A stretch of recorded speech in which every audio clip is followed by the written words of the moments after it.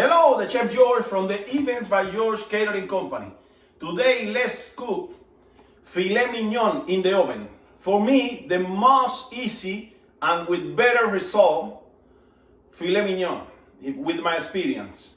Ingredients for the filet mignon is a filet mignon, butter, pepper, and salt.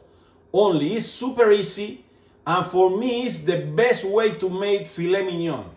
Definitely. Today we have filet mignon, only salt and pepper. Look how beautiful. We are ready for the filet mignon. We put on top to the filet mignon butter. We put butter and it's ready for the oven. We put in the oven 500 Fahrenheit, 25 minutes. Wow, look how beautiful. This is the filet mignon. I hope that you enjoy, share, like, subscribe to my YouTube channel.